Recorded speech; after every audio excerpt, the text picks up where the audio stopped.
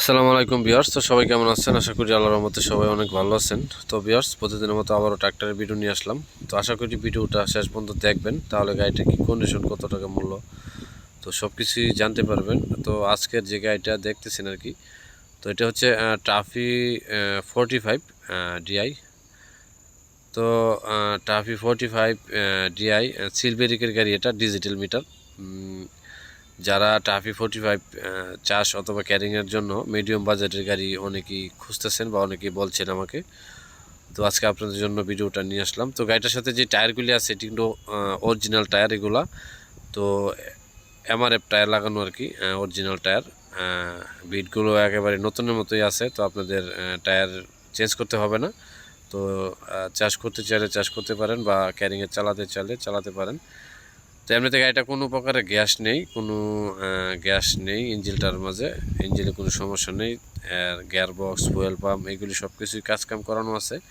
তো কোনো কিছু আপনাদের কাজকাম করাতে হবে না, গাড়িটা যে কন্ডিশনে আছে। তো আপনি এইভাবে নিয়ে চালাতে পারবেন। তো সব কিছু মিলে আলাদা রকম গাড়িটি এখন যে কন্ডিশনে আছে। তো যদি কেউ চাষ করতে চান তাহলে চাষ করতে পারবেন, বা কেউ যদি ক্যারিংয়ে চালাতে চান তো ক্যারিংয়ে চালাতে পারেন। তো যারা টাফি 45 গাড়ি খুঁজতেছেন তো অবশ্যই আপনারা যোগাযোগ করতে পারেন।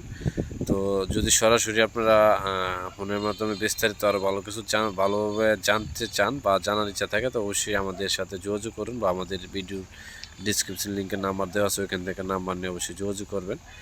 তো ভিউয়ার্স, এই গাড়িটির শুধু ইঞ্জিনটা দাম চাওয়া হইতেছে 3,50,000 টাকা। তো 3,50,000 টাকার মধ্যে অল্প কিছু টাকা দামাদামির অপশন আছে। যদি কারো গাড়িটি পছন্দ হয় বা নিতে চান তাহলে অবশ্যই আপনারা অল্প কিছু টাকা দামাদামি করতে পারবেন। তো গাড়িটার ঠিকানা হচ্ছে কিশোরগঞ্জে। যদি কারো গাড়িটি নিতে চান তাহলে অবশ্যই কিশোরগঞ্জ আসতে হবে। তো ভিডিওটা দেখার জন্য সবাইকে অনেক অনেক ধন্যবাদ। তো গাড়িটির যদি ভালো লাগে থাকে অবশ্যই লাইক দেবেন, কমেন্টস করবেন। আর এরকম বিক্রয় করার জন্য অবশ্যই আমাদের সাথে যোগাযোগ করুন। তো সবাই ভালো থাকুন, সুস্থ থাকুন। আসসালামু আলাইকুম।